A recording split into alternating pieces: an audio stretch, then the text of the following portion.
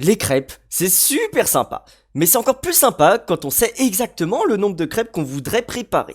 Nous sommes sur le site de Marmitong, et puis là nous avons une recette de crêpes. Si j'ai envie de faire 10 crêpes, il me faudra donc 200 g de farine, 2 cuillères à café de sucre, blablabla. Mais que se passera-t-il si au lieu d'avoir 10 crêpes, j'ai besoin de 20 crêpes? Je dois sortir ma petite calculatrice et faire un petit calcul. Si pour 10 crêpes j'ai 200 g de farine, alors combien de grammes de farine j'ai pour 20 crêpes?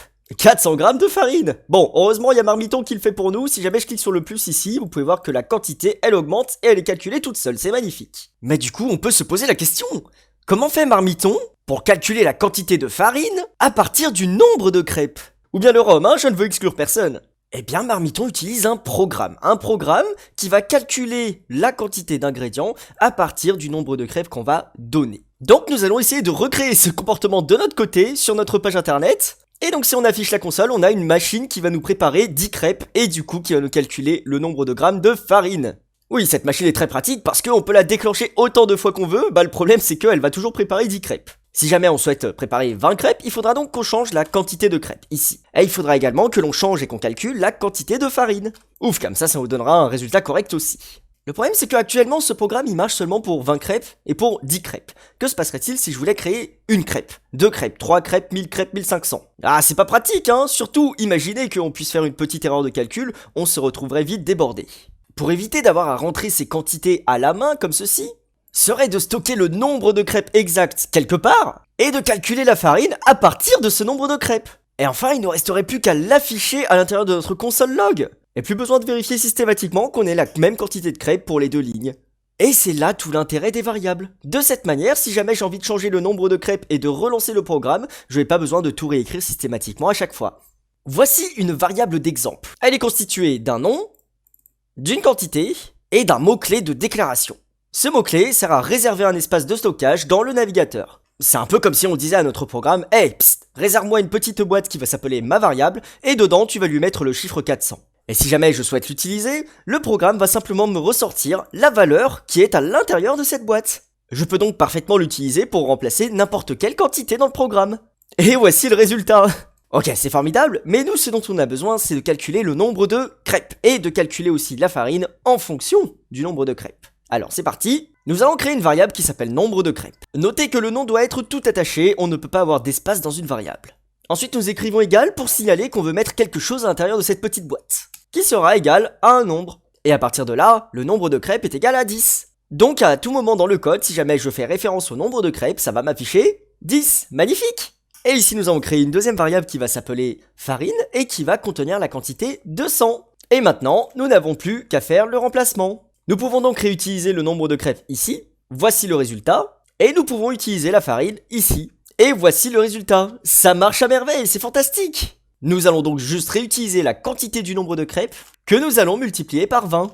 Ce qui équivaut à faire ce calcul directement. De cette manière, nous n'avons plus qu'à changer le nombre de crêpes et ne même plus nous occuper de la farine en question. C'est quand même formidable, n'est-ce pas?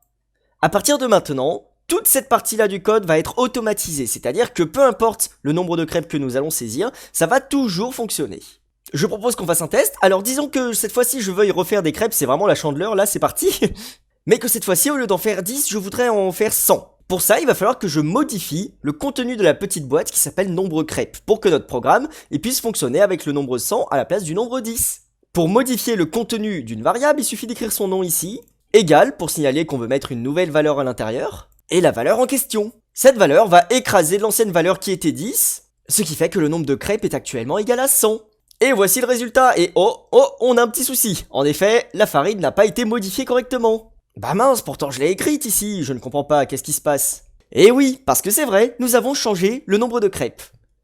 Mais la quantité de farine reste la même, elle est toujours égale à 10 fois 20. Tout simplement parce qu'à cet endroit du code, la ligne 34, on est en train de ranger une certaine quantité dans notre variable farine. Et du coup à cet endroit du code, la quantité sera toujours la même. Et oui, à aucun moment dans notre code, on est en train de signaler qu'on voudrait remplacer par autre chose. Pour remédier à ça, il suffit de lui réattribuer une nouvelle valeur, qui serait de nouveau égal à nombre de crêpes fois 20. Et voilà le résultat. Est-ce que ce n'est pas fantastique quand même? Ce qu'il faut retenir de cette vidéo. Les variables peuvent être assimilées à des petites boîtes que le navigateur va nous réserver. On peut utiliser ces boîtes pour ranger toutes sortes de choses, dont des petits nombres, des petites chaînes de caractères et même d'autres types de variables que nous verrons plus tard. Comme toute boîte qui se respecte, pour pouvoir les trouver plus facilement, il faut leur donner un petit nom. C'est comme si vous aviez énormément de tupperwares avec beaucoup de carottes à l'intérieur. Eh bien, si vous voulez trouver un tupperware en particulier, il faudra donner un petit nom à ce tupperware pour le trouver plus facilement. Si vous voulez utiliser une variable, la première chose à faire est de la déclarer. Utilisez le mot-clé let comme ceci pour permettre de réserver un espace dans votre navigateur. Ça veut simplement dire « Hey, navigateur, est-ce que tu veux bien me réserver une petite boîte qui va s'appeler nombre de crêpes ?» Mets-lui directement la valeur 10 et puis on n'en parle plus. Une fois que la variable est créée et que notre valeur a été affectée, nous allons pouvoir y faire référence plusieurs fois, autant de fois qu'on voudrait finalement, dans notre programme, et à chaque fois que nous allons l'afficher, ou bien l'invoquer, ça va simplement sortir la valeur qu'il y a à l'intérieur à ce moment-là dans le code.